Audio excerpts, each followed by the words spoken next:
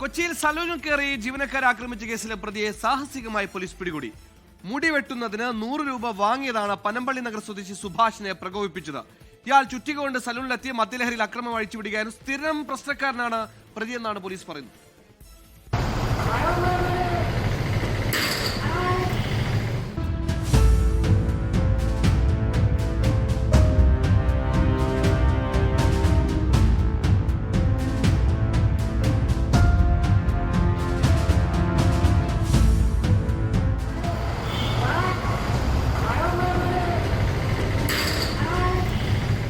Ernakulam south പാലത്തിന് താഴെയുള്ള സലൂണിലെത്തി പ്രതി പനമ്പള്ളി നഗർ സ്വദേശി സുഭാഷ് ചുറ്റിക കൊണ്ട് ആക്രമിക്കുന്ന ദൃശ്യങ്ങളാണിത്.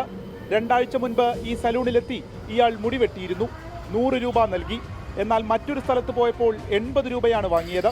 20 രൂപ ഈ കടയിൽ കൂടുതലാണെന്ന് പറഞ്ഞാണ് തെറിവിളിയും അക്രമവും നടത്തിയത്. ചുറ്റിക കൊണ്ടുള്ള ആക്രമണത്തിൽ ജീവനക്കാരൻ നിസാമുദ്ദീന് പരിക്കേറ്റു.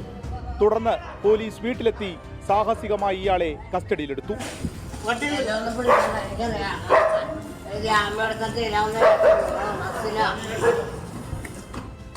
മദ്യലഹരിയിൽ തെറിവിളിയും ഭീഷണിയും പോലീസ് സ്റ്റേഷനിൽ എത്തിയിട്ടും സുഭാഷ് തുടർന്നു.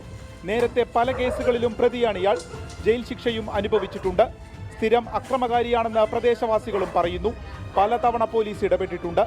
കടവന്ത്ര പോലീസ് സുഭാഷിനെ അറസ്റ്റ് ചെയ്ത് കോടതിയിൽ ഹാജരാക്കി. 24 കൊച്ചി. ലോകത്തെവിടെയായാലും ഏത് സമയത്തും 24 വാർത്തകളും ഓഗ്മെന്റഡ് റിയാലിറ്റി പാക്കേജുകളും എക്സ്പ്ലെയിനറുകളും വിശദമായി കാണാൻ ഞങ്ങളുടെ യൂട്യൂബ് ചാനൽ നിങ്ങൾക്ക് സബ്സ്ക്രൈബ് ചെയ്യാം.